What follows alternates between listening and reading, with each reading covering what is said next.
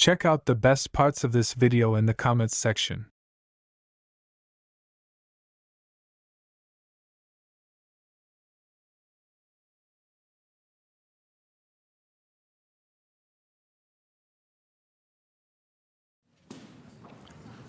Assalamu alaikum.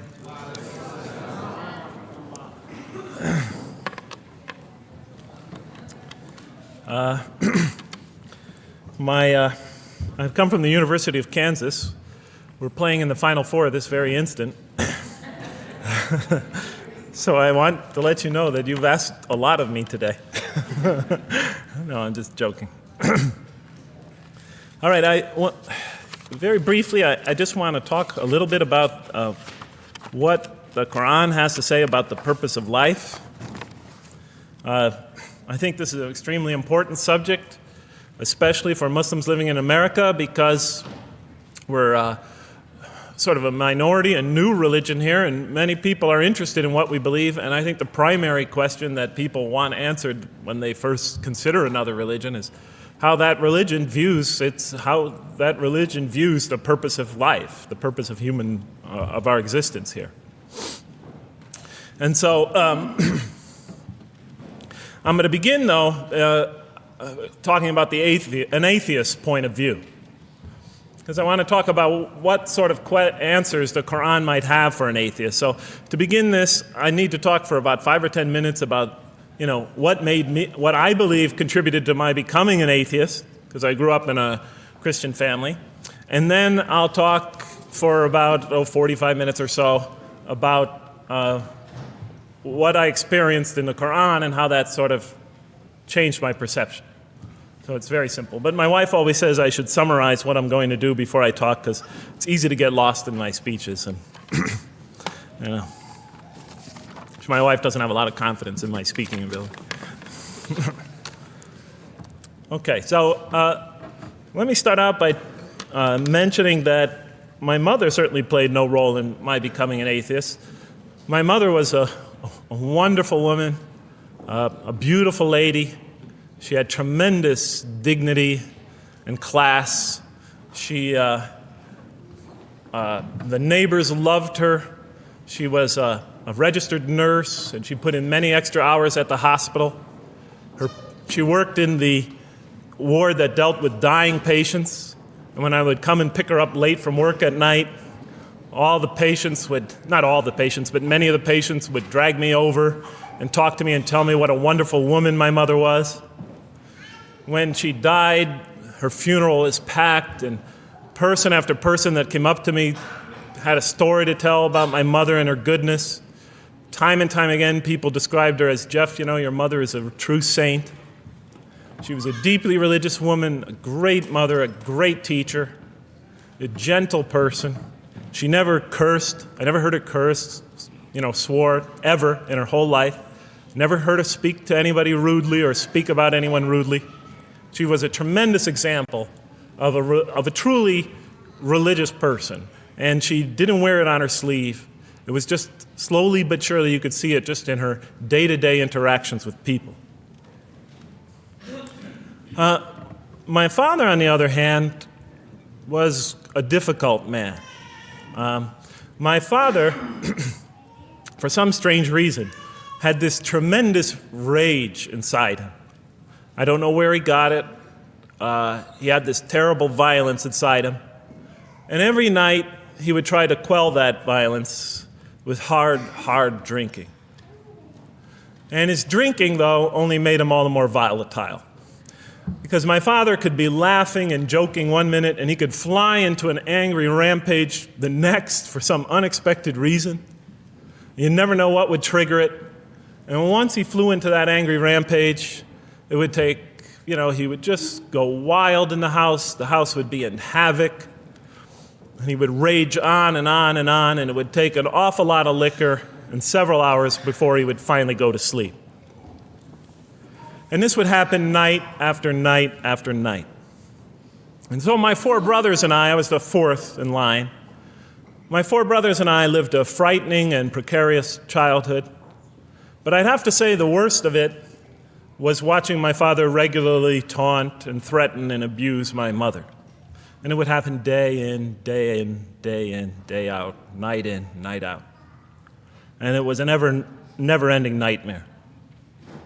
You see, it's really not so bad when you're the target of your father's violence. You might think it's bad when a child is the target of their father's violence, but it's really not all that bad. At the moment of attack, you're really not thinking about anything except your own survival. When he's firing punches at you or kicking you on the ground or chasing you throughout the house, or when he's threatening you, "I'm going to hurt you, bad boy," you're not thinking about anything at that moment except escape. While all that's going on, you're not thinking about the aftermath or consequences, the psychological repercussions or anything like that. And when it's all over, you might even excuse the onslaught because you figure maybe you somehow deserved it. If not for what you did this time, maybe for something you did in the past. You could always put the blame on yourself.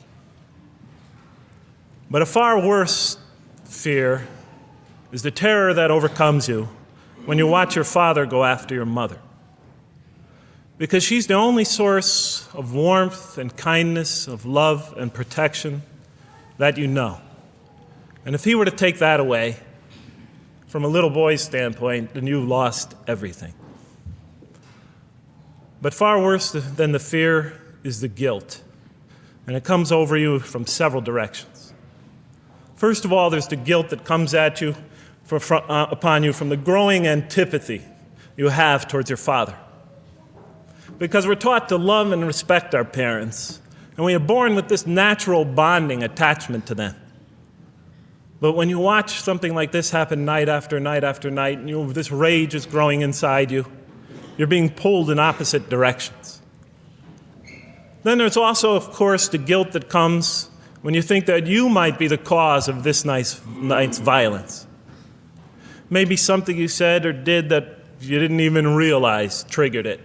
Maybe just your father's dislike of you triggered an argument between your mom and him that is now raging on downstairs. But the worst guilt of all, and it is by far the very worst, is knowing that you did nothing to stop your father from hurting your mother. Because while he raged on against your mother downstairs, you hid in your bed and you trembled underneath the covers. Maybe you whimpered and you cried and you put the pillow on your head. And thus, you traded personal respect for personal safety. And with each such incident, you come to realize with ever greater and greater clarity, you come to realize your own weakness, your own impotence, your own incompetence, your own worthlessness, your own cowardice. And the hate grows and festers inside you, not only for the man that you call father, but for yourself as well. It is a terrible, terrible thing to make a young boy choose between his mother and himself. It is extremely unfair. I noticed that tomorrow there's going to be tomorrow morning, a lecture about spousal abuse given by Dr. Shaheen Rizwan. I hope you'll all attend it. I think it's a very important subject. When I was little, I used to daydream about life without my father. I just wanted the violence to go away. I wanted not to be afraid anymore. I felt like I was trapped in a bad dream and there was no way out. And so I prayed to God again and again and again to remove my father from our lives. But he was always there, and very soon I began to wonder if God really was. I could not fathom why God would subject my mom to such lifelong punishment. I could not imagine what great sin she must have committed, or that we, her children, must have committed to deserve my father. I didn't have the maturity to sort out such questions, but I had enough fear and anger to provoke them. I was too young to see the wisdom in allowing my mom to suffer the violence and abuse of my father. I was too young to understand why God would let innocent children tremble night after night after night in their beds, fearing that they might not see their mother the next morning. I was too young to see how the mercy of God could even extend to my father with all his terrible failings. All I could see in my world was chaos and violence and fear. And so it became easy for me to question the existence of God. And I began to do that at a very early age. I think I'll even say that the turmoil of the 60s and 70s, that's the age when I was a teenager, in the late 60s, early 70s, only reinforced my skepticism. When John and Robert F. Kennedy were assassinated, or Martin Luther King was gunned down, when Vice President Agnew was kicked out of office and Richard Nixon soon after him, when the race riots erupted in city streets like mine, and gang fights erupted in our cities, many of those which I was involved in, when I saw the bizarre and senseless carnage of Vietnam, they all confirmed the lesson that was already ingrained in me and that my father had taught me so well, that the world is dominated by random, consuming, undiscriminating violence. And very soon I began to ask why. Why would God make it that way? Why wouldn't he just pop us into heaven from the first and spare us all this suffering?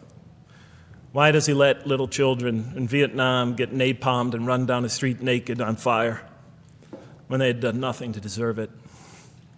Why does he let the race riots go on? Why does he let the leaders be assassinated? Why does he just let the violence go on and on and on for people who had nothing to do with it? It wasn't of their own making. Why didn't he just make us angels and pop us into heaven if he could make us angels, which I was always taught he could? Why did he make us so susceptible to sin? Why didn't he make us impervious to it, like he made the angels? Is this the best world he could create, I thought? Is this the most perfect world he could create for our existence, for our beginning? I just couldn't figure it. And all the explanations I received from priests and doctors and lawyers, from whoever, spoke to me or taught me, they just didn't make sense to me. In any case, so I became an atheist when I was 16, even though I was going to Catholic school at the time. Declared myself an atheist in one class. It was a confrontation between me and a priest. We were talking about God and the purpose of life. And I expressed my views, and he said, well, then you don't believe in God. I said, well, I guess I don't. And then through my junior and senior year of high school, I got an F in religion, even though I continued to do very well on the tests. In any case, when I was 28, to make a long story short, some friends of mine gave me a copy of the Qur'an. And one night I was sitting in Diamond Heights, my apartment in Diamond Heights in San Francisco. I was working that time at the University of San Francisco. I was 27, 28 at that time, I can't remember. And I ran out of stuff to read, and I took this gift that my friends gave me and I began to read it. And I came to the first verse. Well, I opened the Quran, read the first page, then the second, and then very quickly, in the second surah, about 37 verses into the Quran, I came upon the story of mankind. And I have to admit, I read through it very quickly. It was about 9, 10 verses long, story of the first man and woman. And I recognized some of the details. It was similar to what I had learned when I was a child, but I noticed that there was something wrong. It was apparent to me that whoever authored this Quran, of course I wasn't a Muslim at the time, so I didn't have any idea who that was, whoever authored this Quran clearly did not understand the real meaning of the story, because they had obviously gotten the details confused. They didn't even understand the whole purpose of the story.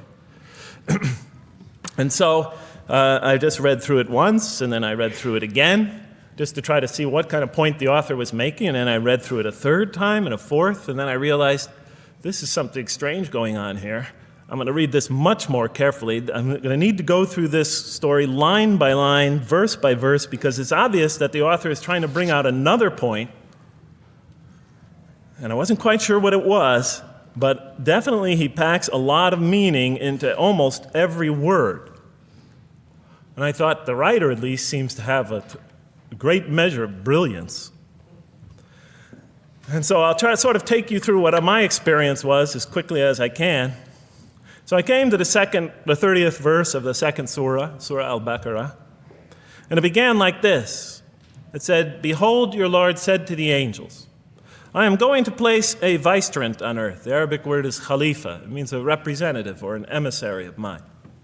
"I am going to place a vicegerent on earth." And they said, the angels said, "Will you place therein one who will spread corruption and shed blood, while we celebrate your praises and glorify your holiness?"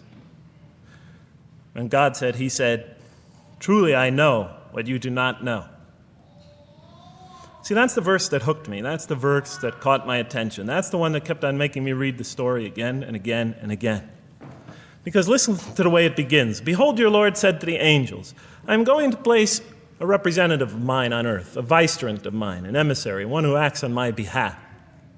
I thought, that's not the way it goes. You're not supposed to be placing man on the earth in some positive role, some elective office. You place man on earth as a punishment for his sin. Clearly, I knew the author didn't quite get the point. But still, it was an amazing line. But then I come to the next line, and it says, and the angels say, will you place her in one who will spread corruption and shed blood, while we celebrate your praises and glorify you? I looked at it again. I couldn't believe the question. They said, will you place her in one who will spread corruption and shed blood, while we, the angels, celebrate your praises and glorify you?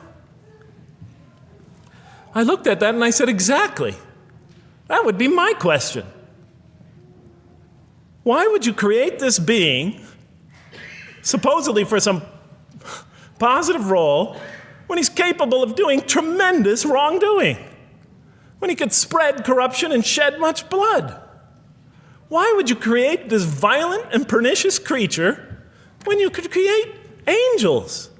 As the angels clearly say, while we, the angels, celebrate your praises and glorify you. They're asking one of the most fundamental questions in the entire history of religion. Why create you, man, this utterly fallible creature, this creature who could rebel against God's will, who could do such tremendous wrongdoing, who could wreak havoc like no other creature on earth, when you can make them angels? And look where the question is being asked. It's being asked in heaven.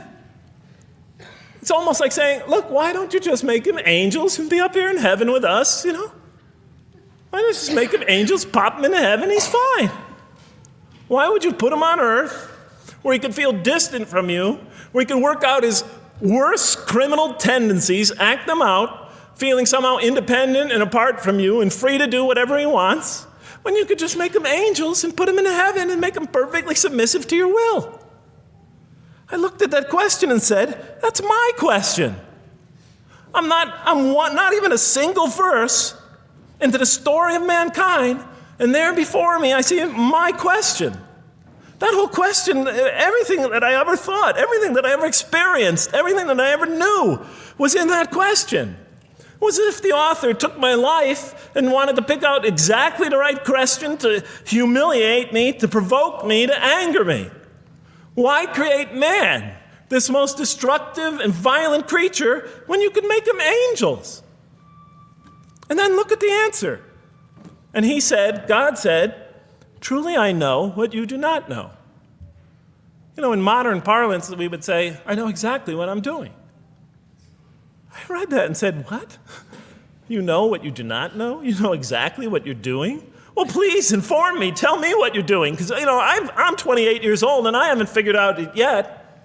And I have a lot of issues that I'm still dealing with that's connected to this question. You can't just get off that easy. You can't just tell me you know exactly what you're doing. Not after what I've been through. Not after you made me this way. And then I realized, of course, I was arguing with a God I didn't even believe in. And that would happen several times as I read through the Qur'an. And sometimes I would just get into so agitated by what I read, I'd start arguing with this voice that I'm reading before me, that's calling to me. So we turn to the next verse. Well, it turns out that the Quran just doesn't dismiss the question. It starts to answer it a little bit. And in the next verse it says, and God taught Adam the names of all things. And then he placed them before the angels and said, tell me their names if you are right. So this verse is clearly referring to the previous one. But notice what it says. Now, I from my own background, I remember Adam naming things, but it wasn't connected to any answer to any philosophical question. But here, notice what it says. And he taught Adam the names of all things. And I realized already, just from the first verse, you got to read these verses very carefully because it's packed with a lot of symbolism and meaning. And he taught Adam the names of all things. So here we see Adam is not only just a creature who knows how to name things, who's acquiring the gift of language, but he's also a learning creature. God is teaching him. Now right here, right in this verse, and it'll come even clearer in the subsequent verses, that the very first thing that the Qur'an is going to emphasize here is man's intellect. He is a learning creature. He is taught. And what is he taught? What is one of the great intellectual gifts he's given in response to the angel's question? The gift of language. Because through language, mankind can not only learn, but he could learn things not only through his own experience, but he could learn things that other people have experienced of times and places that are hundreds, thousands of years and miles separated from him. And so that all our knowledge becomes cumulative. Every generation learning from the generation before it. I'm learning today from authors I read from other sides of the world that may have existed 2,000 years ago. And so we all contribute to our collective learning and knowledge. And so what I'll see later in the Qur'an, when the Qur'an will emphasize this again and again and again. Like in one verse it says, read in the name of your Lord who created. Created a man out of a tiny creature that clings. Read, it commands the reader. For your Lord is most bountiful. Why is he most bountiful? What great gift did he give you? For he taught man the use of the pen. And through it taught him what he otherwise could not know. And time again, the Qur'an will call upon man to use his intellectual faculties and swear by his intellectual faculties and to use them correctly because they play a fundamental role in guiding him to truth. I never came upon a scripture that puts so much emphasis on the correct use of our intellectual faculties, on the harnessing of reason in helping us attain to faith. And he taught Adam the names of all things. And then he placed them before the angels and said, tell me their names if you are right. Okay, you have this you have this natural question about this creation of mankind. Here, this mankind is this human being, this human creature is a learning creature. He has many intellectual gifts. Here, I'm going to place these things before you. Tell me their names if you are right about man. And what did the angels say? In the next verse they say, glory to you. We have no knowledge except what you have taught us. In truth, it is you who are knowing, the wise. They say this task, this intellectual test that's put before them is beyond their grasp.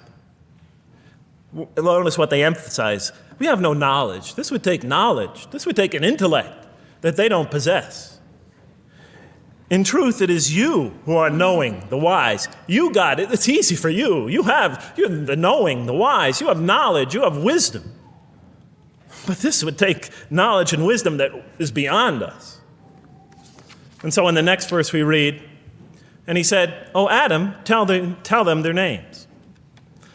And when he had told them their names, notice how it's nothing for him. For mankind, he has this phenomenal ability. And when he had told them their names, as if it's just a triviality for man, he names them. "O Adam, tell them their names." And when he had told them their names, God said, "Did I not tell you that I know what is unseen in the heavens and the earth? And I know what you reveal and conceal?" And he's clearly going back to the angel's question. Yes, you have these natural concerns about the creation of mankind. Yes, he could do these evil things. But look at this tremendous intellect he has. This is something you have overlooked that you haven't considered. And that's clearly the point of these verses. Even though I felt that the author didn't quite, it was as if I realized that he didn't misunderstand the story. He was taking one of the great stories in the history of humankind, one of the fundamental greatest stories in the history of mankind, and molding it and using it as a vehicle for an entirely original message. And God said, "Did I not tell you that I know what is unseen in the heavens and the earth? And I know what you reveal and what you conceal?" In other words, didn't I tell you I know exactly what I'm doing? And then in the next, and didn't I not tell you that I know what you reveal and conceal? I looked at that. What did they reveal and what did they conceal? What did their question reveal and conceal? I thought about it for a minute. Oh, it's obvious. What did their question reveal? You just go back and look at the question. It revealed the sinful and sinister propensities of man. I mean, it's obvious, right? Why are you all looking at me like that? You're starting to scare me. You're all looking very serious. Am I losing you? Wow. Okay. So, they revealed the sinister and evil propensities of man. But what did their question conceal? And all you have to do is think about it for a minute. Human beings, yes, they could do evil. Yes, they could do wrong. Yes, they could create misery. But they could also do exactly the opposite. They could choose to do evil. They could choose to do tremendous good. They could choose to do tremendous violence. They could choose to show tremendous compassion. They could choose to be, to live by falsehood. They could choose to live by the greatest truths. They could be terribly ugly. They could be terribly beautiful. And up until that point in my life, I, like the angels, that only saw one side of the coin. For the first time when I read that verse, believe it or not, it was an eye-opener for me. I had always been obsessed with the evil potentials of human beings. When I read that verse, I realized that, and I had a great example right in front of me with my own mom, I realized that I had been blinded by only one side of human nature. So we go on to the next verse. And behold, we said to the angels, bow down to Adam, and they bowed down. But not so Iblis. Iblis is like the father of Satan. Satans, satanic beings, forces, creatures, existences. He refused and was arrogant. He was of those who reject faith. An interesting statement. And behold, we said to the angels, bow down to Adam. And they bowed down. Bowing down could symbolize two things. Bowing down could symbolize the superiority or potential superiority of one being over another, and so they bowed down to them. Bowing down could also mean that they serve that creature in some respect. Of course, the Qur'an says that all beings serve God, all created beings serve God. But this verse seems to be indicating, and the rest of the Qur'an will make it clear, that these angelic beings, these angelic entities, will serve the development of mankind. We'll even see later that the satanic beings serve the development of mankind. Both forces, angelic and satanic, will serve the development of mankind. Because one will present man with a choice to do the most altruistic things. The other will simultaneously try to influence man in the opposite direction. And so human beings will be moral creatures, and they'll have to make moral decisions. And it's in those moral decisions that they will grow spiritually and morally as human beings. And they'll take that into the next life. And the angelic and the satanic forces will be catalysts for those moral choices that they make. They will heighten the human being's awareness of the rightfulness and the wrongfulness of the choice he's about to make. And the self, the soul, the nafs, as they say in Arabic, will have to make the ultimate choice between good and evil. And that choice, that test will come again and again and again as human beings either grow or decline. And those tests will come again and again and again to try to help him towards his spiritual evolution, to bring him back. But that choice is ultimately ours. But I'm getting ahead of myself. And so we said to the angels, bow down to Adam, and they bowed down. But not so Iblis. Iblis is Satan, this rebellious force, this evil prompter, the one who whispers into the human heart. He comes into being. And with the introduction of Satan, we have the introduction of evil, that evil influences on human beings. And notice why Iblis does not bow down. He refuses because he was arrogant. You know, we often hear what's the root of all evil? In the West, it's always money, greed, etc. Here the Quran seems to be saying that the root of all evil is not always material wants. It's not always money, it's not always greed. At the heart of evil is arrogance, putting yourself above all others, of assigning to yourself special priority and neglecting the rights of others, of pride and arrogance and envy. the source of evil. He was of those who reject faith. I looked at that verse and I said, okay, I get why you would create angels to sort of influence man in a positive direction. But why in this story now are you introducing Satan? What sort of role was Satan play? And then, of course, you just think about it for a minute and you say, yes. The story is telling us that on one hand, we have these magnanimous urgings come from one direction. On the other hand, we have these satanic urgings coming from another direction. In other words, the Qur'an is telling us that man is not only a learning creature, but he's a moral creature. He has understanding of right and wrong. And God infuses those, allows those influences to come to him. Man is not only an intelligent being, but a moral being. And so, the Quran is not all that difficult to understand. You just sort of read it, I found, and you just sort of follow your nose through it and see what it's saying. I'm sure as most of you in this audience know. Okay, so we see that man is not only a learning creature, but he is a moral being as well. There's another verse in the Quran that says, by the soul and that which whispers into it, or which breathes into it. It's morality, it's immorality, and it's God consciousness. Both of these we are under the influence of. And God allows us to be under the influences of this. He creates us to be exposed to both influences. And then the verse says, truly he is successful, who causes it to grow. Causes his soul, his self, his real self to grow. And truly he is lost, who stunts it, who disallows, who destroys his personal growth. So mankind is not only an intellectual being, but a moral being. And we said in the next verse, O Adam, dwell you and your spouse in the garden, and eat freely thereof what you wish, and eat freely thereof what you wish. But come not near this tree, for then you will be among the wrongdoers. I looked at this verse and I was starting to wonder if the author was drifting back to the old story again. I was confused. And we said, O Adam, dwell you and your spouse in the garden, and eat freely thereof what you wish, but come not near this tree, for you will be among the wrongdoers. I thought it was drifting back to the old story. Man sins, man's punished for his sins with earthly life. Maybe the author is drifting, he had a good idea, and now he's drifting back to the sort of traditional story. Maybe he couldn't make his mind up what story he wanted.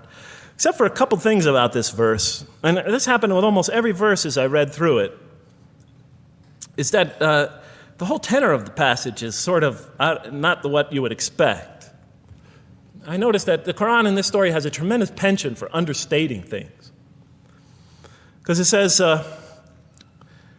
and said to Adam, dwell you and your spouse in the garden, and eat freely thereof what you wish, to Adam and his spouse. But come not near this tree, for you will be among the wrongdoers. There's no sense of God being threatened by the possibility of man eating from the tree.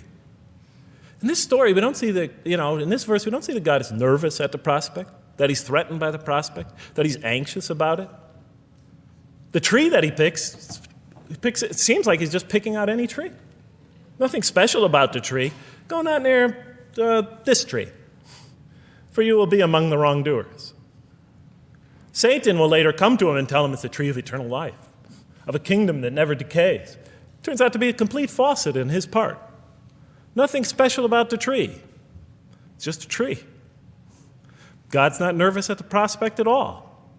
In the tradition that I came from, God is threatened by the prospect. He has to put an angel with a fiery sword by to protect the tree so that mankind never goes next to it again. I'm not putting it down. I'm just pointing out the difference of the story. They're both beautifully told. But he has to guard the tree. Why? Because if they eat from it, they'll become gods like us. This man, he already has a rebellious nature. Can you imagine if he eats from this tree? No, can't let him get near that tree. But here, just, calmly says, but if you do, you will be among the wrongdoers. God is not worried about himself. It's just warning man, making it clear that if you do this, you've committed a wrongful deed. Again, the whole tenor of all these verses that you read through it is God knows exactly what he's doing. Okay, next verse. But Satan caused them to slip. and expelled them from the state in which they were. And we said, "Go you all down, some of you being the enemies of others, and on earth will be your dwelling place and provision for a time." What? I said. I mean, I was expecting now the rage, the anger, the violence, the jealousy. That's what I was expecting. Okay, they eat from the tree. Where's the rage, the violence? I'm going to punish you now. You're going to sweat on earth. And you're going to suffer, and you're going to stub your toe, and you're going to work, and you're going to labor. And you're going to die there for what you did. And where's the woman? All right? And the woman, right? She's the one who's going to suffer the most, right? She'll have to suffer labor pains and monthly cycles, right? And bleeding and crying out when her children come into the world. And she'll scream out. And worst of all, the greatest humiliation, the man will rule over her. When he's obviously her intellectual inferior because she and the angels she and Satan seduced him, and he just bumbled along and committed a real, wrong deed. Well, I don't mean to make light of it. But the story is obviously different, though. No threat here. As a matter of fact, look at the way it says, "O Adam, dwell you and your spouse in the garden, and eat freely thereof what you wish. But come not near this tree, for you will be among the wrongdoers." Then they make the mistake. But Satan caused them to slip and expelled them from the state in which they were. And we said, "Go all you down, some of you being enemies of others, will be adversaries of others. Some of you will be adversaries of each other, and on earth will be your dwelling place and provision for a time." This is not a deity losing it. If you look at it, on earth will be your dwelling place and provision for a time. That's not the words of a God that has lost, that is really extremely upset. On earth will be your dwelling place and provision for a time. When I walked into the hotel today, and they said, and it's this nice one up there, I don't know the name, I can't remember the name of it, but it has a continental breakfast. And they said, your room will be room 111, and there's a continental breakfast in the morning. I didn't say, I didn't think they were mad at me. Because they said, you're going to sleep here, and this is going to be your provision in the morning. Oh, thank you. But notice something else about this verse. When you read these verses for the first time, I don't know, maybe I'm nuts, and many people think I am. But when you read these verses for the first time, this is just so much that catches your attention. But Satan caused them to slip. I remember, I couldn't get that verse out of those words out of my head. Satan caused them to slip. To slip? The greatest sin in the history of the human race, and it's called a slip? In my culture, slip means, you just momentarily, for a fraction of a second, you lose your focus. It's not a big deal. My Uncle Bob used to always say to me, "Jeff, I'm sorry I'm 5 minutes late, I slipped up." The understanding is it's no big deal. It's just a slip. That's what we say when we make a minor mistake. I slipped up. Don't worry about it. Never happen again. A slip, I said? Momentary loss of focus? The greatest sin in the history of humanity? Why we're all here? Why we're all suffering? Why we experience death? A slip? I didn't believe it. I went to my Arabian friends at that time. I didn't know any Arabic. They came to this verse. We went through it line by line. I said, now don't change any words. Just read them one at a time. But Satan made them, and I said, okay, this one right here. What does it mean? Tell me what that means. They looked at it, says, slip. Slip. And expelled them from the state in which they were. A slip, I thought? But then maybe I was trying to force the traditional understanding, the traditional interpretation. Maybe it was just a slip. After all, they didn't commit murder. They didn't commit robbery, rape, pillaging, assault. They ate a couple of pieces of fruit. It's not the greatest sin in the history of humanity by any means. And then the next verse says, and then they were expelled from the state in which they were. Well, what state were they? Let's see now. Let's go back from where we started. First, mankind is being taught. We see he's an intellectual being. Then we show he's a moral being. Moral being means he's a being that's going to have to make choices. And then God gives him this choice. It's not a huge deal. It's not the gravest sin in the history of humanity by any means. It's minor by any standards. They make it, though. We see that God originally intended to put man on earth as his vicegerent. We see a period of preparation where he's being prepared intellectually, where he's growing as a moral creature. When does God finally put him on earth? What signals that he's ready to begin? He makes his first independent choice. It's not the worst deed in the history of humanity. It's minor on anybody's scale, but it shows that mankind is ready to act on his own, to be his own, to make his own choices, that God has empowered him to make choices, and he's ready to make them and carry them out and see them most often to their expected ends, if God wills. And that seems to be the only real significance of it. But I thought, maybe I'm getting this wrong. Maybe God just blows off into an angry rampage the next verse. So I look at the next one and it says, and then Adam received words from his Lord. And then God turned to him mercifully, for he's oft returning, ever merciful. Well, if I had any doubts up till now that God is not enraged by what this has happened, that God hasn't prepared mankind for this choice, for what was eventually going to happen, that all this was preparation for mankind to begin his earthly sojourn in this famous allegory. If I had any doubts before now, I had them, certainly didn't have them after reading this verse. This verse is entirely consoling, reaching and merciful, reaching out to mankind in mercy. Mankind goes to earth. He's obviously afraid. He obviously feels remorse. He's in an unfamiliar environment. And what does God do? He turns to him. He turns to him. In Arabic, the word has the meaning of like a father turning towards an infant or a child or somebody, or a parent, a mother turning towards her child. And he turns to him mercifully, for God is oft returning, ever merciful. And Adam receives words from his Lord. What kind of words? Probably words of consolation, words of hope, words tell him not to be scared. And in the next verse, we see those are exactly the type of words that Adam receives. He says, go down, Adam and his spouse. Go down from this state, all of you together. Repeating that again, just so that we know that this is not a punishment here. Go down from this state, all of you together, and truly there will come to you guidance from me. And whoever follows my guidance has nothing to fear, nor shall they grieve. It is an emotional picture. This young couple is here, in fear and in shame, feeling remorse, and God reaches out to them and turns towards them and tells them, you have nothing to fear, nor shall you grieve. I know this is tough for you, but you've been prepared for it up till now, through your entire existence. It had to happen. This is a necessary stage in your development, in your growth, but just hang in there, follow my guidance, be true to me and I'll be true to you. I'll guide you, I'll help you, I'll do whatever you need.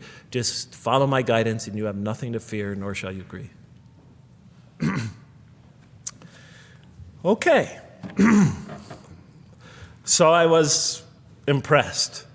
I thought this author, whom I didn't know, I thought was extremely brilliant. Because the story is entirely coherent, but it's bringing out entirely new meaning. And it's stressing some things in the human equation that I would never have normally thought of. Actually, I thought these sort of things argued against the existence of God. Here, the author was using them to say, look at these. These play a fundamental role in the purpose of life. What? Intellect. Human beings have intellect. Right. In response to the angel's question, they are moral creatures, and they are subjected to evil and angelic promptings. And they have to choose between them again and again and again throughout their existence. And their growth, which the Qur'an talks about frequently, is going to depend on that. We're here to grow, as we will see. But it emphasizes choice. Human beings are creatures of choice. It also emphasizes suffering. Suffering. Hey, that's pretty nice writing. It also emphasizes suffering. Human beings are going to suffer here on earth. That's the first thing that the story mentions. Spread corruption and shed blood? Havoc, suffering, pain? Yes, These three things play essential roles somehow, the story is saying, in our development on earth, in our very purpose of our development. These are the three things we've always had the most trouble grappling with, all theologies have.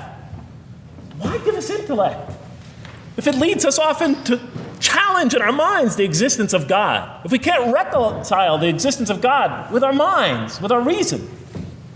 Why give us choice if we could choose to do wrong? Just make us angels. Why let us suffer so on earth? Just pop us into heaven. And here the Quran is telling that these play essential roles in our attaining of faith. Not only these, of course, it also mentions guidance, God's forgiveness, revelation, etc., angelic forces, satanic temptation. It mentions all these other things as well. But these three essentially really caught my attention. I never expected that these three things would be emphasized. And so as I read through the Quran, I looked, anytime I saw anything that seemed to relate to this, I would write down notes and underline it. And I would walk up and down in San Francisco with my pen as I'm walking, because I like to walk about 7 miles every day, and I'd be underlining.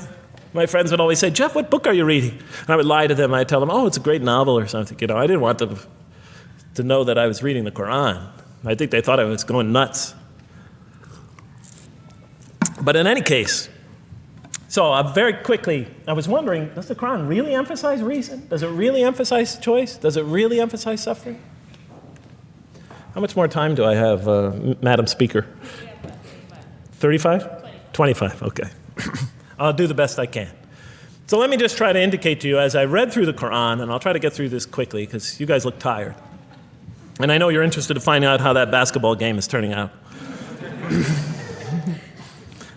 Let's see, does the Quran really emphasize reason as essential to human growth, to this experience we're having on earth, to our very purpose? And the answer is definitely yes. So much so that even Western Orientalists, people who wrote against the Quran, said that this is a major feature of the Quran, a feature that you cannot miss. Henri Lemens, writing in the early part of this century, one of the famous Orientalists, who wrote very much against Muslims, hoping to unseat them from their religious belief. He wrote, "The Quran," and this is his quote, "is not far from considering unbelief as an infirmity of the human mind." Unbelief is, he thought, and he was saying it mockingly, is like, you can't think straight. You're not using your mind right, as my father used to say. Maxime Rodinson wrote at length about the rationalistic approach of the Quran to faith. And this rational tone of the Quran is one of its most salient features, beyond doubt.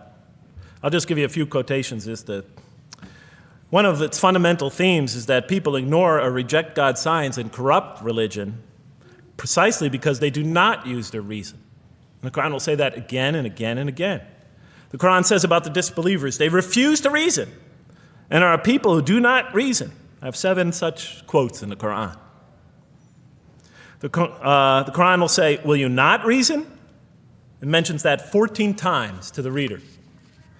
God reveals signs and lessons and admonitions so that, and this is a quote from the Quran, perhaps you will finally use your reason. There are 8 such statements in the Quran.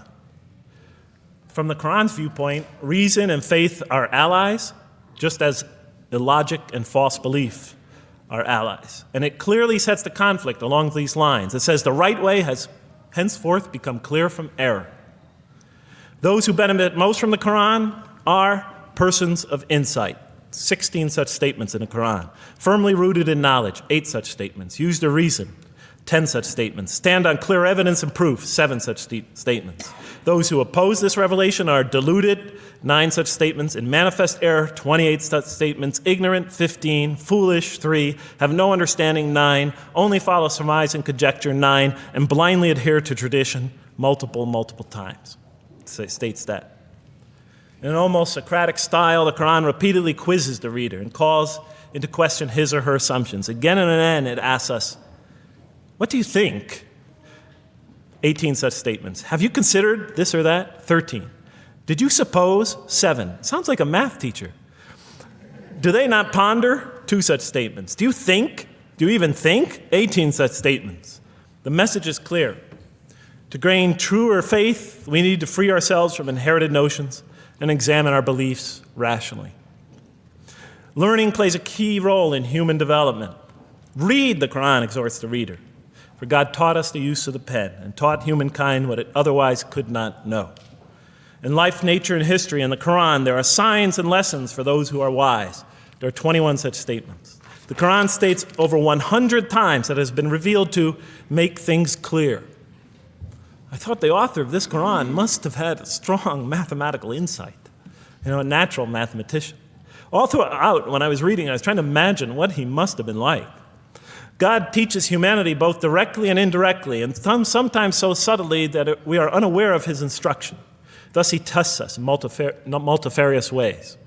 Of course, I just want to make it clear, Muslims believe God himself is the author of the Qur'an. Sometimes I give this speech and people come away and ask me, Jeff, who is the author of the Qur'an anyway? But I didn't know. So I was just trying to figure it out. Repetition is indicative of the importance given to certain ideas. It should be observed that the Arabic word for knowledge in the Qur'an, ilm, appears 854 times in the text in its various forms. It's one of the most frequently occurring words. So the Qur'an really does put great emphasis on reason in our spiritual quest. Does it put great emphasis on choice? Well, here's what it has to say. Let there be no compulsion in religion.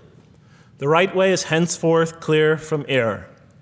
It's a choice, and it must be freely made.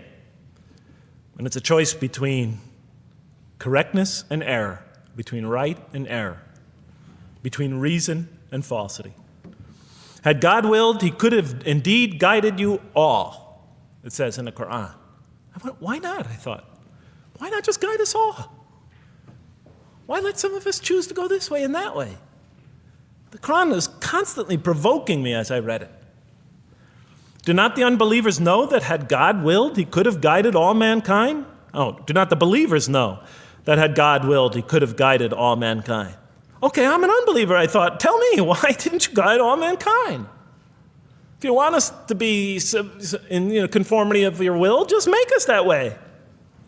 And if we had so willed, we could have given every soul its guidance.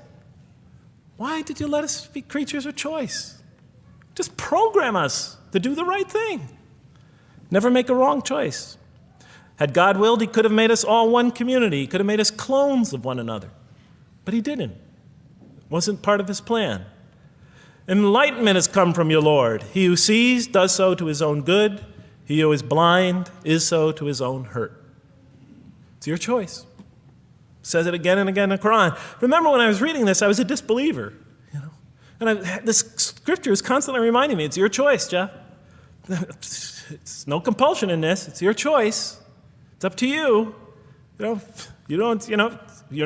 probably not reasoning correctly here. Think a little harder. Come on, try. It's just a few more steps. And whoever is guided is only to his own gain, and whoever is stray, I am only a warner. It's your choice. We have revealed to you the book with the truth for mankind. He who lets himself be guided does so as for his own good. He who goes astray, it's to his own hurt. It's his choice. And there are many, many such references. I'll stop there. But you get the point. The Quran clearly emphasizes that choice plays a key role in our development. But what about suffering? Suffering's the biggie, right? That's the real major question. What does the Quran have to say about suffering? Because every religion deals with suffering in a different way. It's either something you have to be saved from, and so some religions stress salvation, or it's something that you have to sort of transcend through meditation and training so you can sort of not feel it so much, get above it and beyond it. Some religions see it as primarily punishment. Some of the more ancient religions see it as the result of the precarious and whimsical, control of many gods working against each other, playing with human beings. Different religions have dealt with it in different ways. But almost all of them, I would indeed say all of them, have sort of seen it as something not so good. But let's see what the Quran has to say about it. Something to be avoided, to transcended, to be saved from. The Quran says just the opposite. You are going to experience it. You will suffer in this life.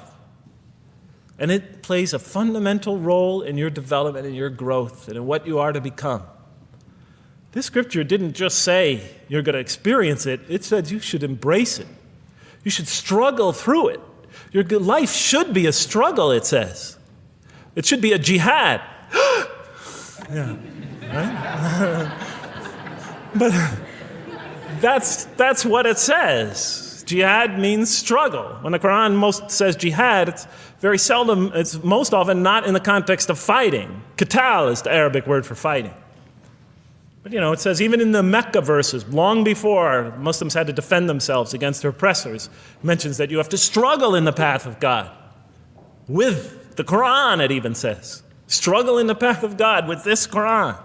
Life is a struggle. It says in one verse, most assuredly we will try you with something of danger and hunger and the loss of worldly goods, with the loss of your lives and the fruits of your labor. Most assuredly we will try you.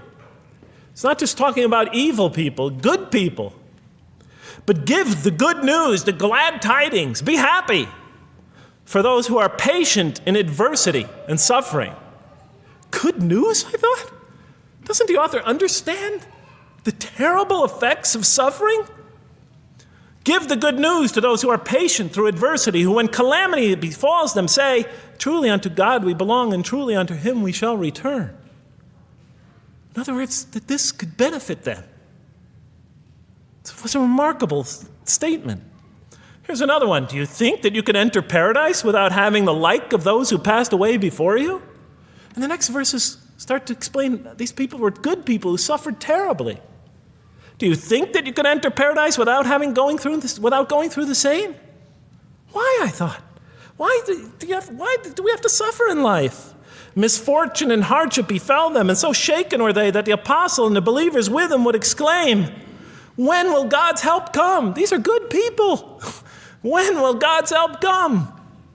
Oh, truly, God's help is always near. You will certainly be tried in your possessions and yourselves, the Quran tells the reader. You're going to face hardship. It's guaranteed. Every soul must taste of death, and we try you with calamity and prosperity, both as a means of trial. And to us you are returned. You are going to have hardship here. There is going to be no heaven on earth. This environment is made to be an environment of adversity. It is made to be an environment where you have to work, where you have to struggle, where you have to strive. And it plays a key role. Oh man, truly you've been toiling to your Lord in painful toil, but you shall meet him. You're toiling, yes, but you shall meet him. We certainly created man to face distress. What, I thought? We certainly have created man to face distress. You made us to face distress? Does he think that no one has power over him? Sometimes people get, so down. They just think, this can't be a God. Look how I'm suffering. He will say, I have wasted much wealth. Some people just become totally devoted to worldly aims. Does he think that no one sees him? Have we not given him 2 eyes to see with, a tongue, and 2 lips to communicate with, to learn from by communicating? Can't he see around him? Can't he tell from communication with other people? Haven't we pointed out to him the 2 conspicuous ways? What are the 2 conspicuous ways? But he attempts not the uphill climb. One of them is the uphill climb. And it says this is the way you should be pursuing. And what will make you comprehend the uphill climb? It is to free a slave, or to feed in a day of hunger, an orphan nearly related, or the poor one lying in the dust. Then he or she is of those who believe, and exhorts one another to patience, and exhorts one another to mercy. You have not attained to faith until you struggle the uphill climb. It's telling us you should pursue the uphill climb. What is the uphill climb? Reaching out to your fellow man who suffers. To feed the poor one, but help the poor soul that's lying in the dust. And all over the world there are people in that state. And we watch the news as if it's just entertainment. And the Quran tells us this is something you should involve yourself in. That is the road that you should travel. It describes a successful life as an uphill climb. Well, I can see I'm running out of time, so I'm going to have to tie this up in about 15 minutes, I guess. But definitely the Qur'an emphasizes these three elements in the human drama. But as I read through it, I couldn't see how it all fit together. I mean, why didn't God just... Why? Why do we have to experience these? What purpose do they play? Just pop us in a helmet, beam us up, I thought. Well, one thing, like I mentioned before, the Quran will repeatedly emphasize that we're here to grow and to learn. And I'll give you 4 or 5 quick verses because I know you're tired. It says, Our Lord, and raise up in their midst a messenger from among them, who shall recite unto them your signs, and that shall teach them the book and the wisdom, and who shall cause them to grow. We have to learn wisdom in the book, and Revelation in particular, and who shall cause us to grow. And we have sent among you of yourselves a messenger to recite our signs to you and to cause you to grow. Truly God was gracious to the believers, this is in the 3rd surah, when he raised up from among them a messenger from themselves to recite his signs to them and to cause them to grow.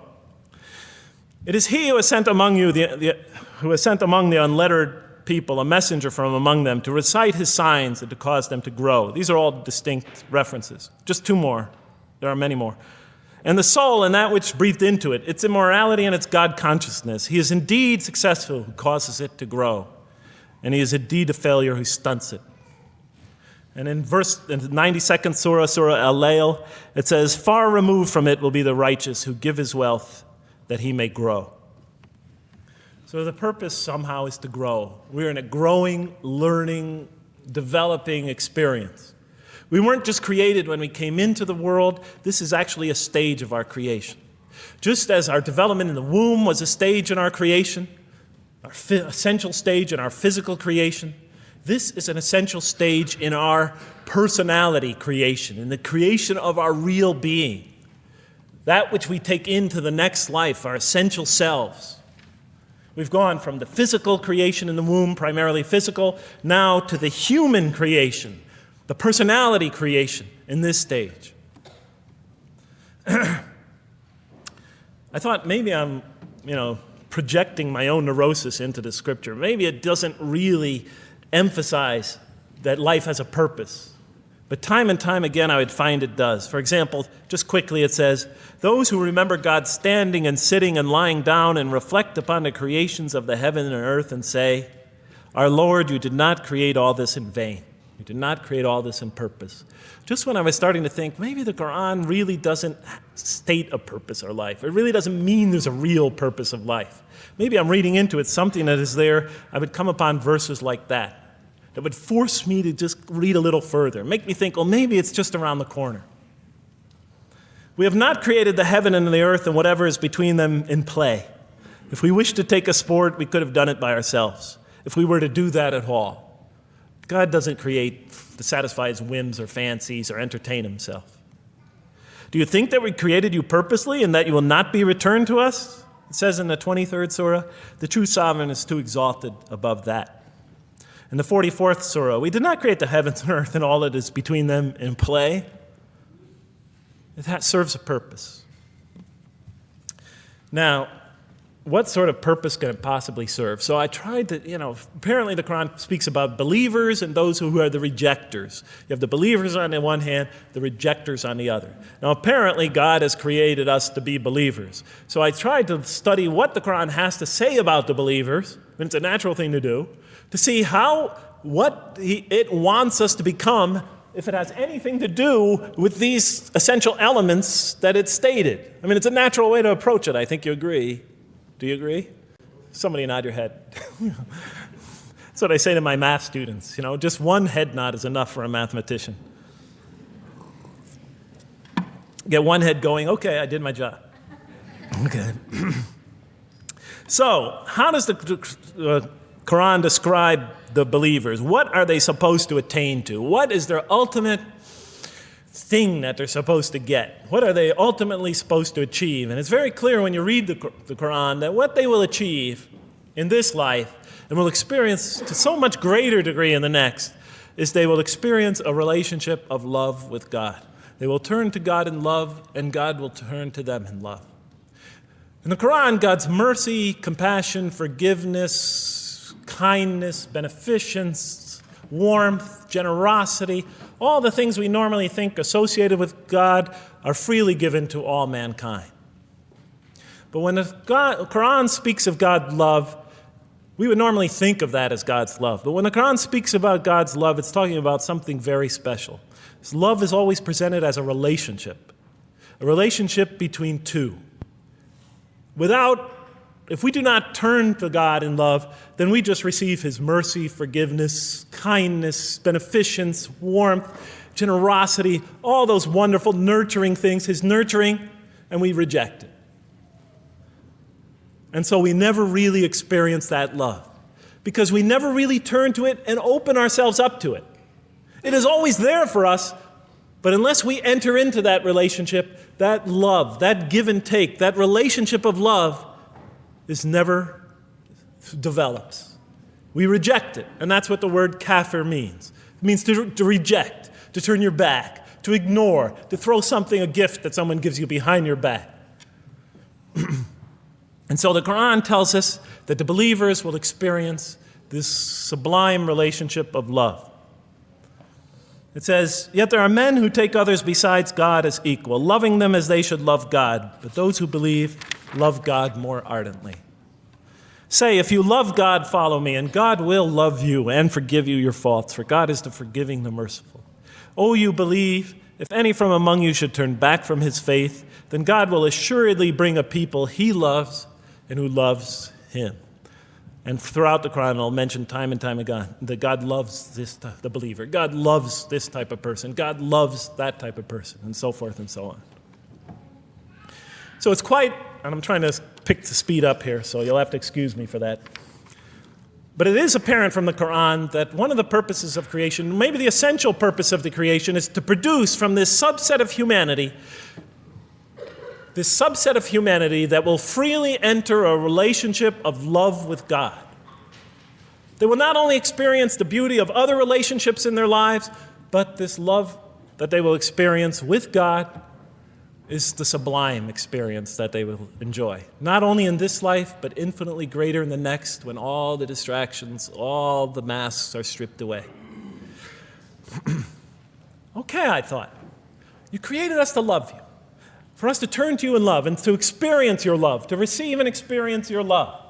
But why do you need these? Just pop us into heaven, love us, and make us love you. Program us to love you. You'll make my dog love me. Do the same sort of thing.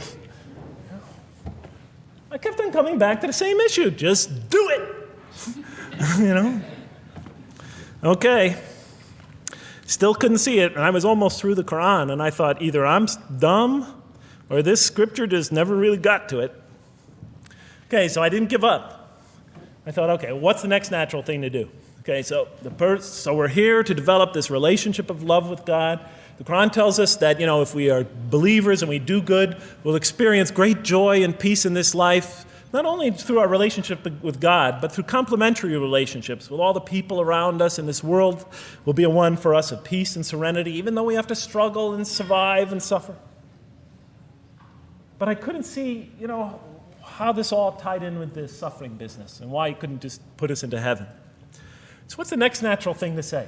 Okay, so we're created to have this relationship of love with God, to enter this relationship, to experience and receive all that he has to offer us. So the natural thing to do is to study the two partners in that relationship. What does the Quran have to say about us, the believer? What does it ask of him and her? What does it require of them? And then what does the Quran tell us about God? And then is there some essential nexus, some essential connection between them, and does it have anything to do with these? Because if the Quran doesn't show that, then the essential link that links all this together, that pieces it all together, is missing. And as I thought to myself, whoever this author is, and by now I knew he had fantastic genius, even though he came from the primitive confines of the most backward, most uncivilized sector of humanity, of people that had no literary history, really, to speak of, no great works of literature, no scriptures that preceded him, even though he came from the desert of culture. Even though this came out of that environment, and the mind behind it had to be tremendously and phenomenally genius to come out of that surrounding and produce something like this. If that essential link was missing, I knew that, he was great, but, and extremely great. But, what do you expect? How could anybody answer those questions? Nobody in the history of humanity has been able to answer them. Okay, so I thought, first I'll see what the Qur'an has to say about the believers. What does it require of them? Then what it has to say about God, and see if there's some essential link. Are you following me? You're giving me the note. Get off the stage. Okay, I'll do my best. It's a deep subject. We're almost done. Bear with me a few more minutes. I'm sorry, really. I know Siraj Wahaj, when he gives these sort of speeches, he always says, okay, I'm finishing up now. And then 10 minutes later he says, you thought I was telling you to? I won't say that, but just give me a few more minutes. Bear with me. Okay, quickly. What does the Quran ask of the believers? From the Quran's many exhortations and its descriptions of acts and types of individuals loved by God, it's not difficult to compose a partial list of things that the Quran wants us to do, which it calls good deeds, time and time again. To believe in God, to have faith in God, to have a relationship with God, and to do good. So what does it describe as these good deeds? Well, as I read through the Quran, it says that, can I take this away? Remember, intellect, choice, suffering. It says we should show compassion. Show compassion. We should be merciful. I have the references here, but just excuse me, I'm not going to list them all. We're running out of time. We should be forgiving. Forgive others. We should be just. We should protect the weak and defend the oppressed. Defend the oppressed. We should seek knowledge and wisdom. Knowledge, wisdom. Bear with me, ladies and gentlemen. We should be generous, truthful, and we should be peaceful. And we should love our fellow man. Love others. I'll just give you one verse because I know we're running out of time, Madam Speaker. Truly those who believe and do good will the most merciful endow with love. And to this end we have made this scripture easy to understand in your own tongue, so that you might convey a glad tiding to the God-conscious and warn those given to contention. So, to this end we have made this easy to understand, so that we'll learn to love others. Okay, that's all I'll say about that. I would like to say a lot more, but I don't have time. Now, what does the Quran tell us about God? You have to realize I'm just about through with the Quran here, on my first time reading it. And now I was really caught. I searched my head. What does the Quran tell us about God? It tells us nothing could be compared to him. That he's outside anything that we may compare to.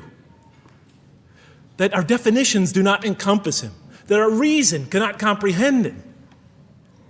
That he is transcendent and we are finite. That he is immortal. He transcends time and space and we are bound by it. That he is immortal, we are mortal. He is uncorporeal, we are corporeal. That we have no way of comparing ourselves to him. Nothing could be compared to him. I thought, oh my God, I'm so close and yet so far. Because I'll never understand the essential link between us and God and why these three things fit into place. Because the Quran tells us that we could never really quite understand God. Or at least that's the way I thought. And so I put down the Quran when I had finished it. And much to my dismay, I was honestly disappointed because I thought The author made a brilliant try, but he never quite made it. And so I was sitting in front of, about 3-4 weeks later, I was sitting in Diamond Heights in my apartment watching a football game, I think it was. And sometimes things just slip into your minds when you least expect them, and I'm sitting there watching it, and all of a sudden into my mind came a thought. And I said, wait a minute. The Qur'an does tell us so much about God. It tells us again and again and again, but somehow I just missed it. Just skimmed over it every single time. Because if you turn to almost any page, if you turn to the beginning of any surah, you could see time and time again essential information about God that I just thought was sort of a literary device, something to make it just sound more beautiful. Because if you turn to the beginning of any surah, you'll see the words Bismillahir Rahmanir Rahim, in the name of God, the most merciful, the most compassionate. If you read almost any passage, long passage, when you come to the end of it, it's punctuated by dual attributive statements like God is the merciful, the compassionate, God is the forgiving, the gentle, God is the kind, the protector, God is the generous, the truthful, God is, and so forth and so on. There are tens of thousands of such references in the statements in the Qur'an. What the Qur'an defines as God's most beautiful names, his attributes of perfection, repeated again and again and again on almost every page. And as I sat there, sitting by the television, I started to jot them down in my, on my little piece of notebook there. Same notebook I used to jot these down before. And I began to list from my own mind the attributes of perfection as I remembered them. And they were, God is the compassionate. God is the merciful. God is the forgiving. God is the just, the protector, the defender of the oppressed and the weak, the knowing, the wise, the generous, the kind, the truthful, the loving, the peaceful, the source of all peace, the truth, and so forth and so on. Every item I had listed in my list for the qualities that we human beings are supposed to develop, the Quran was telling me had its infinite source and perfection in Allah, in God. And then all of a sudden, all the pieces fell together. Then I suddenly saw it, as I see most of you probably see as well. That now, suddenly it all began to make sense to me. In what way do I say that? Well, it was now obvious why we had to develop these qualities. It was now obvious how these things on the floor here fell into place. And I'll just say it clearly. We're here to develop a relationship with God, to become closer to God. But how can you become closer to God when he's transcendent and you're finite, when he's immortal and you're immortal, vice versa? When he's immortal and you're mortal, when he's unbound, fettered by time and space, and you are, and so forth and so on. How can you become close to that one? If I want to become close to you, I need to have something to share with you, something that we have in common. So, for example, if I want to come close to this young man here physically, I'll approach him because we both have bodies, and I can position my body closer to him. Physical presence, bodily presence is something we both share. If I want to become closer to that gentleman back there, if I want to become closer to him intellectually, I'll reason with him so we will have a convergence of minds because we both possess reason. If I want to become closer to one of my sisters on this side emotionally, I'll try to appeal to their sentiments because we both share feelings and similar types of experiences that generate those feelings. But how does one become closer to God? What do we share with him? We share with him exactly what he gave us. Because the Quran tells us that when we came into this life, he breathes into our spirit something of his spirit. And that we come into this world with the seed of these very qualities within us.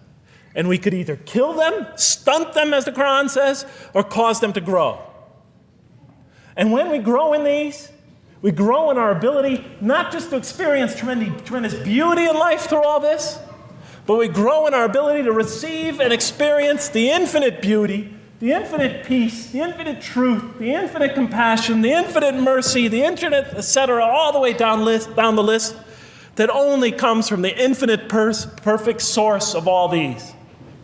The more we grow in mercy, the more we grow in our ability to receive and experience in this life and in the next, to an infinitely greater degree, the mercy of God.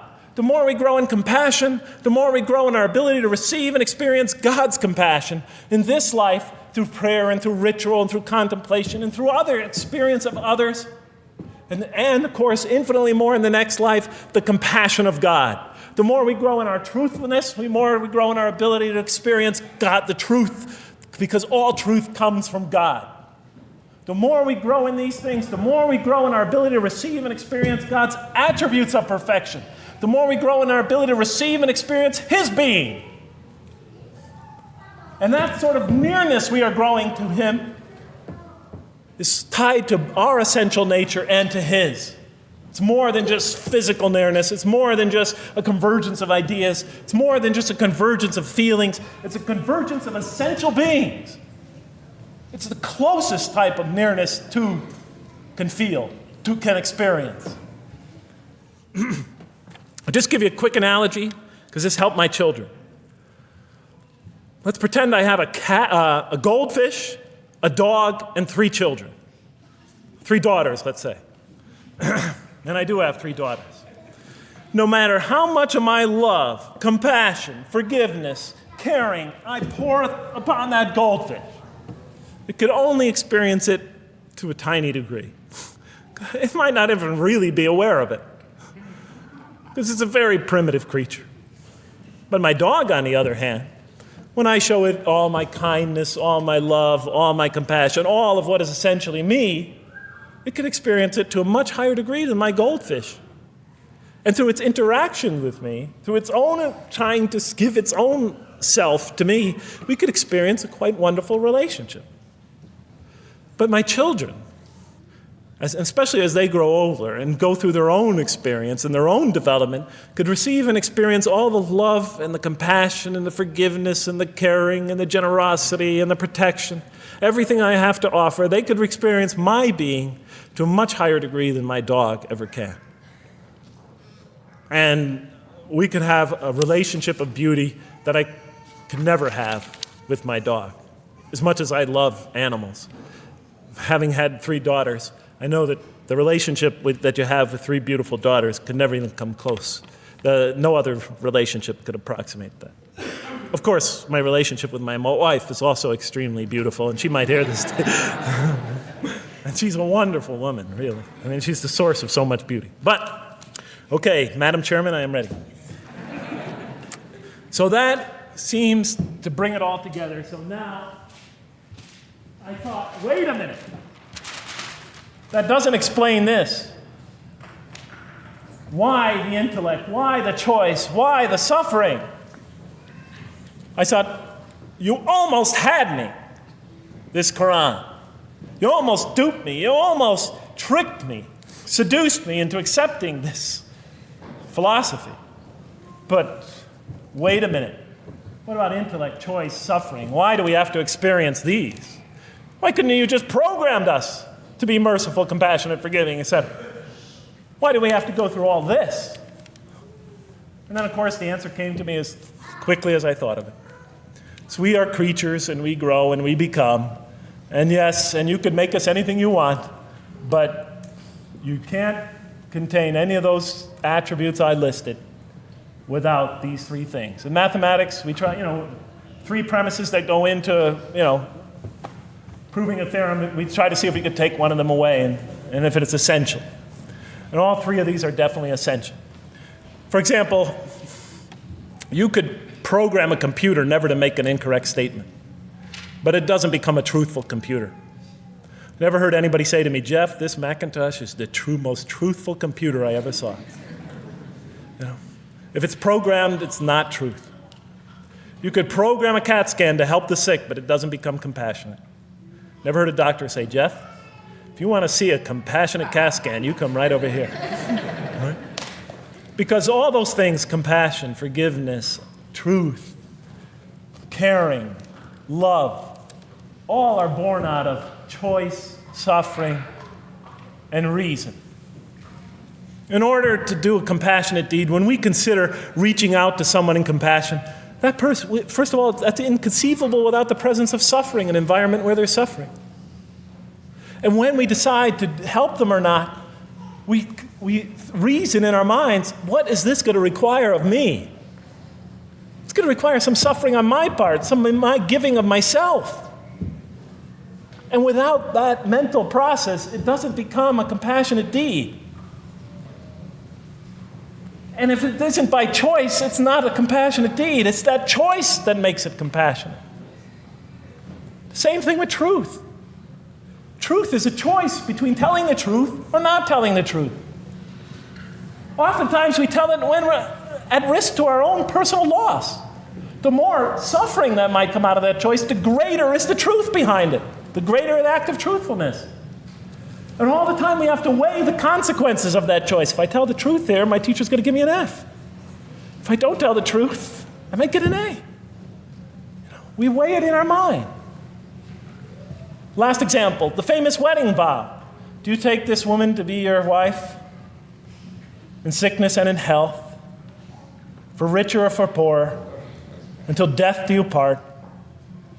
What are they asking us? Do you knowingly make this choice, understanding full well what's at stake here?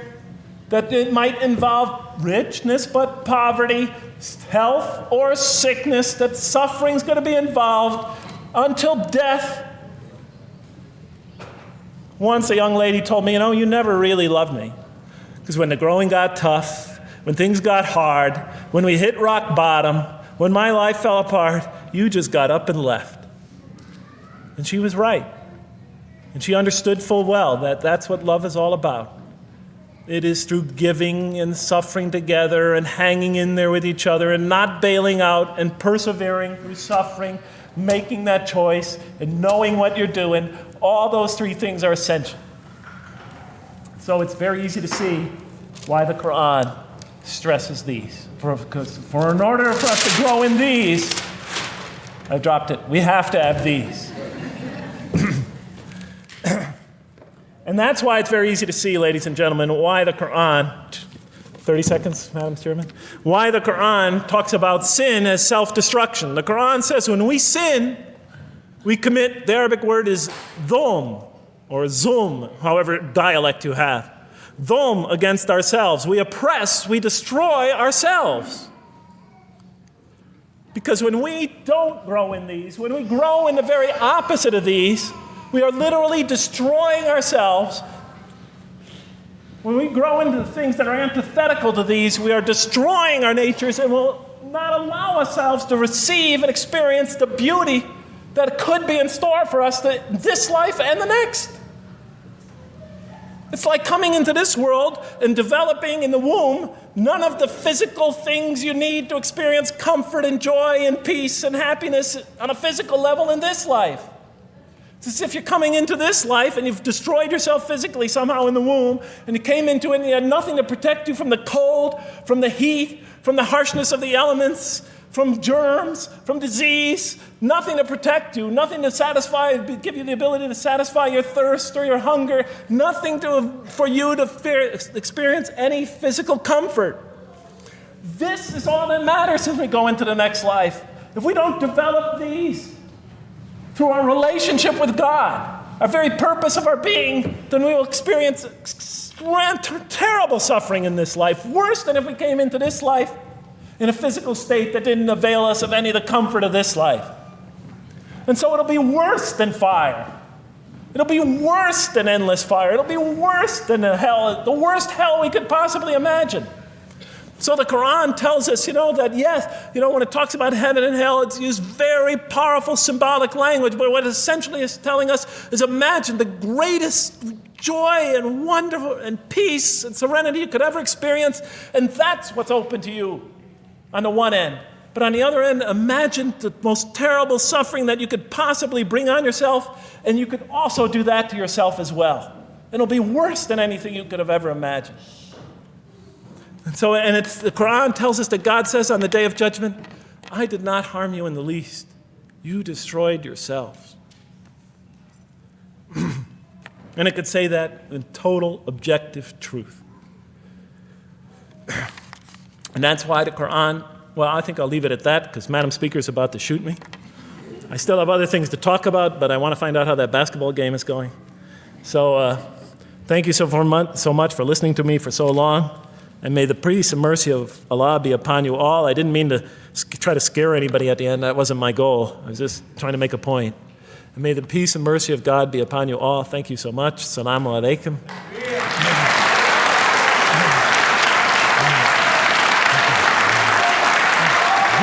Thank you.